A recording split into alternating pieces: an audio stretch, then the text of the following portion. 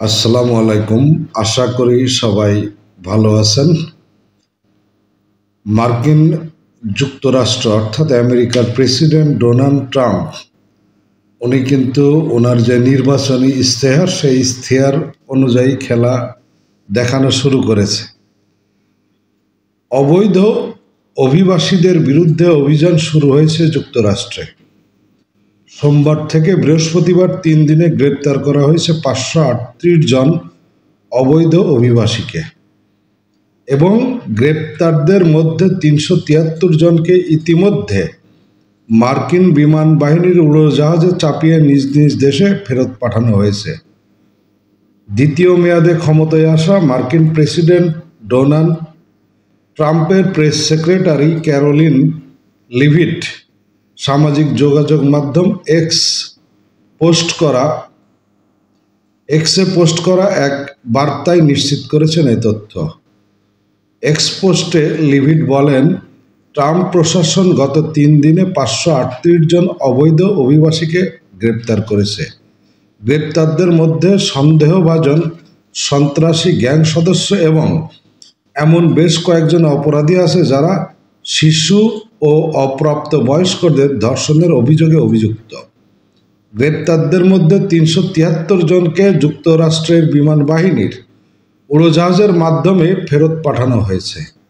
এই অভিযান অব্যাহত থাকবে এবং নিকট ভবিষ্যতেই রেকর্ড সংখ্যক অবৈধ অভিবাসীকে ফেরত পাঠাবে ট্রাম্প প্রশাসন।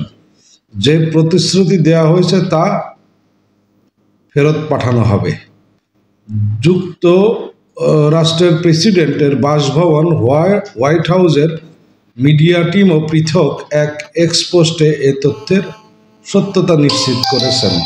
গত 20 জানুয়ারি সোমবার যুক্তরাষ্ট্রের প্রেসিডেন্ট শপথ গ্রহণের পর থেকে কয়েকটি নির্বাহী আদেশে স্বাক্ষর করেন ডোনাল্ড ট্রাম্প। সেসবের মধ্যে আগ্রাসনের বিরুদ্ধে মার্কিন জনগণকে সুরক্ষা প্রদান নামের একটি আদেশও ছিল। মূলত এই আদেশের ভিত্তিতে শুরু হয়েছে অবৈধ অভিবাসীদের বিরুদ্ধে অভিযান। ডোনাল্ড ট্রাম্প অবশ্যই বরাবরই অবৈধ অভিবাসীদের বিরুদ্ধে কঠোর। নিজের প্রথম মেয়াদে বহু সংখ্যক অবৈধ অভিবাসীদের ফেরত পাঠিয়েছিলেন তিনি। গত নভেম্বরের নির্বাচনেও যুক্তরাষ্ট্রকে অবৈধ অভিবাসী মুক্ত করার প্রতিশ্রুতি দিয়েছিলেন ডোনাল্ড ট্রাম্প। তার মানে যুক্তরাষ্ট্রে যারা অবৈধভাবে বসবাস করছেন তাদের অলরেডি আসলে বিপদ, শুধু বিপদ না, মহাবিপদ। কারণ এই পাগলাটে এবং খেপাটে ট্রাম্প উনি কিন্তু যা বলেন তাই করেন এবং উনি আসলে প্রেসিডেন্ট হিসাবে অনেক বিতর্কিত কর্মকাণ্ডও করেন। কিন্তু যুক্তরাষ্ট্রে সবথেকে বেশি অভিবাসী রয়েছে ভারতের, তারপর পরে কিন্তু বাংলাদেশ, মেক্সিকো সহ বিশ্বের বিভিন্ন দেশের অবৈধ অভিবাসীরা সেখানে রয়েছে।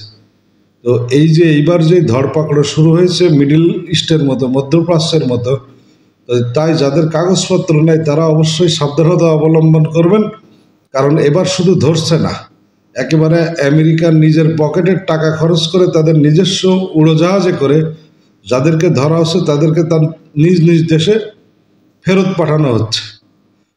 এবং এই অবৈধ অভিবাসীদের এটা ট্রাম্প প্রশাসন এবং আমেরিকার যে প্রশাসন তারা সবসময় মনে করেন যে ওই দেশের নাগরিকদের আসলে জন্য এরা হুমকি। তো গত 3 দিনে যে 538 জনকে আটক করেছে এবং 373 জনকে ফেরত পাঠিয়েছে, কিন্তু এর মধ্যে কোন দেশের আসলে নাগরিক কতজন ঠিক রয়েছেন সেই ব্যাপারে কিন্তু আসলে কিছু উল্লেখ করা হয় নাই।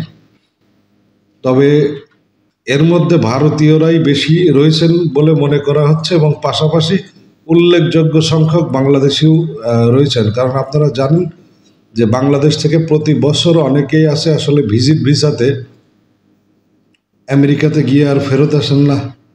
মানে মোট কথায় আমেরিকান একটা ভিসা যে কোনোভাবে গিয়ে ওই দেশে পৌঁছাইতে পারলেই আর এই দেশে আসার কোনো নামকাম নাই। তো সবাই সাবধানে থাকবেন, ভালো থাকবেন।